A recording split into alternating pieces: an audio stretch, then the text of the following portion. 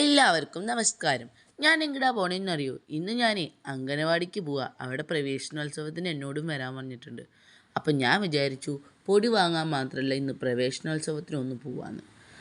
എൻ്റെ വീടിൻ്റെ തൊട്ടപ്പുറത്താണ് അംഗനവാടി. 2 കൊല്ലം കഴിഞ്ഞാൽ എനിക്കും പോകണം.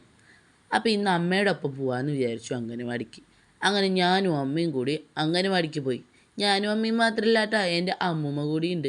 ആ, എത്തിപ്പോയി. ഇതാണ് ഞങ്ങളുടെ അംഗനവാടി. എൻ്റെ വീടിൻ്റെ 2 വീടപ്പുറത്താണ് ഈ അംഗനവാടി. എനിക്ക് കളിക്കാൻ ഇവിടെ കുറേ ചേട്ടന്മാരുണ്ട് കേട്ടോ. ഞാനിവിടെ വന്ന് കളിക്കാറുണ്ട്. ഇന്ന് വന്നു എനിക്ക് അവിടെ ചേട്ടന്മാരുടെ ഒരു ബോൾ കിട്ടി. അതെടുത്ത് ഞാൻ കളിച്ചുകൊണ്ടിരിക്കുകയായിരുന്നു. അപ്പം ദാ അവിടെ ചേട്ടന്മാരൊക്കെ കൂടി പ്രാർത്ഥന പറഞ്ഞു. അപ്പം ഞാനതൊക്കെ നോക്കി. ഇതാണ് അംഗനവാടിയിലത്തെ പ്രാർത്ഥന. നിങ്ങൾ കേട്ടിട്ടുണ്ടോ? അല്ലെങ്കിൽ കേട്ടു നോക്കും.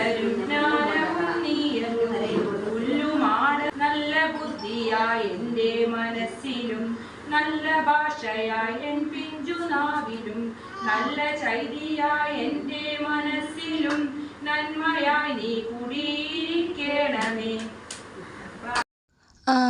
പ്രാർത്ഥന കഴിഞ്ഞു. ഞാനും ഒന്ന് പ്രാർത്ഥിച്ചേക്കാം.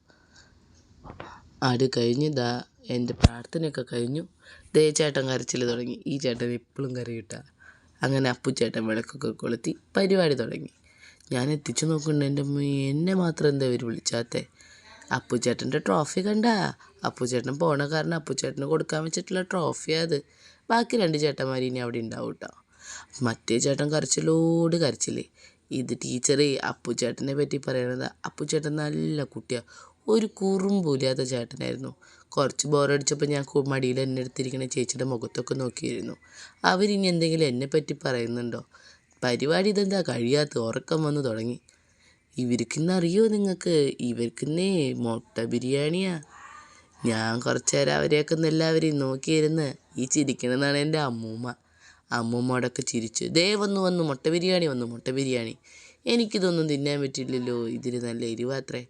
അപ്പോൾ ഞാൻ മുട്ട ബിരിയാണി വേണ്ടാന്ന് വെച്ചു. ചേട്ടന്മാരൊക്കെ ഇരുന്ന് കഴിക്കുന്നുണ്ട്, ഞം കഴിക്കുന്നുണ്ട്. അപ്പം ഞാൻ ആ ഗ്യാപ്പിന് പോയിട്ട് കുറച്ച് ബലൂൺ കൊണ്ട് കളിക്കാമെന്ന് വെച്ചു. അമ്മയുടെ അടുത്ത് നിന്ന് ചാടിപ്പോയി ബലൂൺ പിടിച്ച് വലിക്കുകയായിരുന്നു ഞാൻ. അമ്മയാണെങ്കിൽ എന്നെ പിടിച്ച് മാറ്റുക.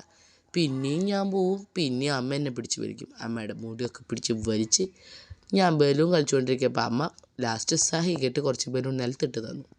അപ്പം പിന്നെ ഞാൻ നിലത്തിരുന്ന് കളിക്കാമെന്ന് വെച്ചു.